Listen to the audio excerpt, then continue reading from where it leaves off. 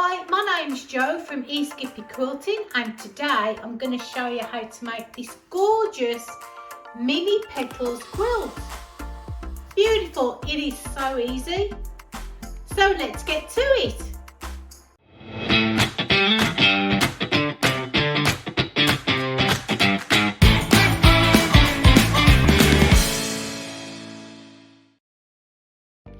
So this quilt is taken from this Robert Kaufman fabrics pattern. I will put the link in the description below so you can download it and have a look.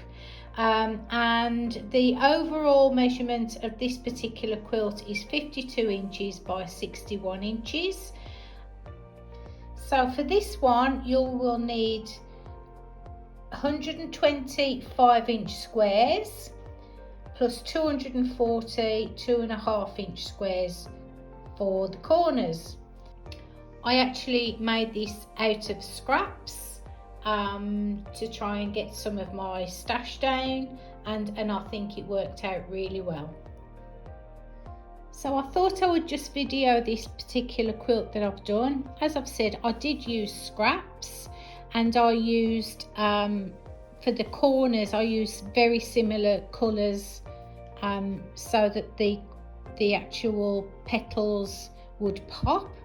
This is the centre, so you'll notice that when it's sewn together it is in a cross, but the overall effect is really quite stunning. I will just add that when you're actually sewing the blocks together it does take time, and if you've got a big floor space to lay all the pieces on the floor to have a look at before you sew them into your blocks, that really does help. Right, so here we are about to start. Now I will just point out that the quilt that I'm making today, I've decided to use slightly larger squares. So these are 6.5 inch squares, and the corner pieces I'm using are 3 inches. That was just to try and make a bigger quilt quicker, because these are actually for the palliative care and local community aged care facilities. So I'm looking to make something pretty quick. So there you go, there's the square. So then you get your two corner pieces. Now what I always do, and this is a really good tip, it does take time but believe me it's worth it, is to make sure that I sew a straight line. If you're not comfortable with just winging it or eyeballing it, is to draw on the diagonal on the back side of the corner pieces. I just use pencil and a ruler, easy, nothing too difficult.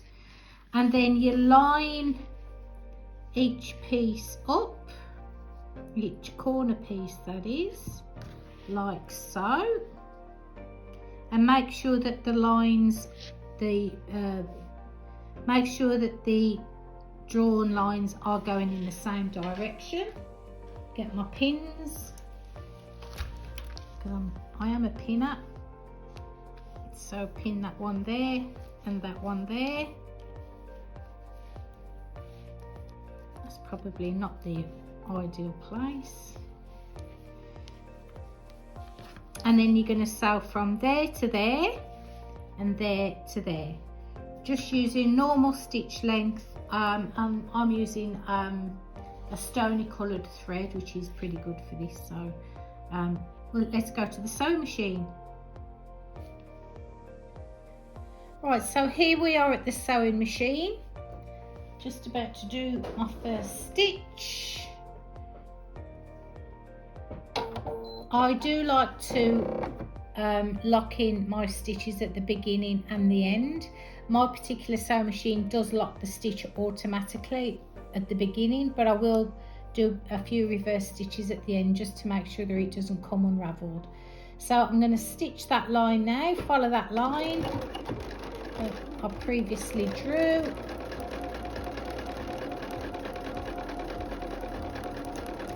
There we go.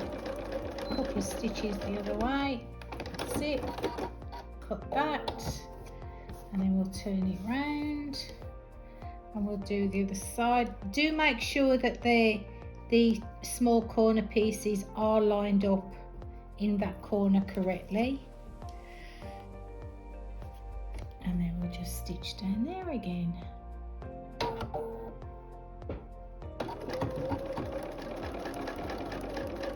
Following that line.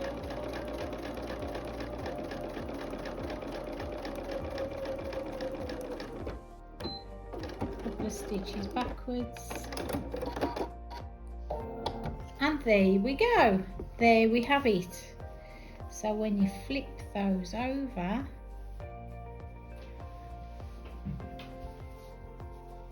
how good does that look when you flip them over? So what I'm going to do now is I'm going to go to the pressing station, and I'm going to press those two corners nice and flat. I'll be back shortly. Right, so here we go. I've just pressed those two corners nice and flat. So what we're going to do now is we're going to lift that top one, and we're going to cut off this corner here at 1/4 of an inch, just to get rid of some of the bulk. Right, so here we are at the cutting station. So I'll lift that corner up there, and then I will get my ruler and I'll line my 1/4 of an inch line on the ruler with that pencil line that I drew, and we'll just cut that off. There you go, easy peasy lemon squeezy. Right, let's just do this one as well. Cut that there. I mean, I use a ruler and my rotary cutter, but there is nothing stopping you. Oops, I think I need a new blade. There's nothing stopping you cutting it with a pair of scissors, as long as you leave that 1/4 of an inch seam allowance. So, and there you have it. That's the block. How easy is that? Now, I think with this particular quilt, it's when you put them all together. That's the beauty of it. So I do have a couple of the smaller ones here that I've sewn together, just allowing a 1/4 of an inch seam allowance. Now, as I did say in my introduction, it can be a little bit not difficult, but it just needs a bit of time to actually set out these smaller blocks into place before you sew them all together. So I always put them on a floor. I've tried to do it off a table, a small table, didn't work. I needed the floor. Now, I did just want to show you an example of when you don't sew correctly on the diagonal. On this particular example that I've done for you here to have a look at, that was the diagonal line there, and if you decide to do it by eye and you go off a little bit, when you come to put them all together, you can see it's just not going to fit. So I would recommend that you do draw those lines just to make life a bit easier for you. Now, just to help you guys, it was to help myself initially. I created a grid so that when you've sewn all of your single pieces and finished the corners off and trim them all, you'll then be creating your bigger blocks. So you'll be sewing 4 together. So to help, I created this grid to help you create the blocks, and then once you've created these blocks, you'll obviously then sew the rows together and so on and so forth to create your quilt.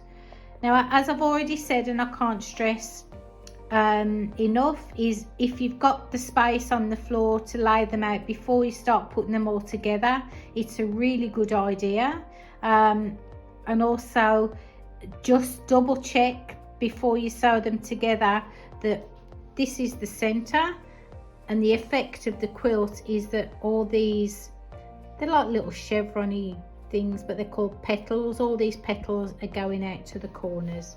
So once again, I want to show you the quilts. I did some easy quilting on this one. I thought that simple is best, and I'm a big believer in less is more sometimes. With this one I did put a border on, and then I put the a nice binding around it as well. It's really effective. I actually want to make one myself out of batiks, but all the same tones and colours, and starting with a darker colour in the middle and then graduating out to a lighter colour. So I will get round to that at some point, but this one is a great way to use up your scraps. Now I'll just show you with the quilting of it. It was very easy. So I started in the middle, so this was the middle, and you can see that I just went from that corner to that corner, and then I created like a square, and then my next line of quilting was following that there to that there, where am I, there, and then to there.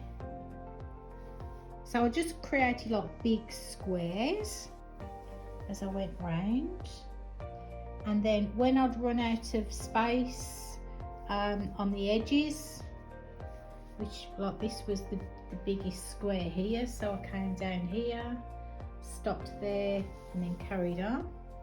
And then with the next one, then I didn't have to, I had to stop there, so it was just one line from the top to the bottom. Let me show you here.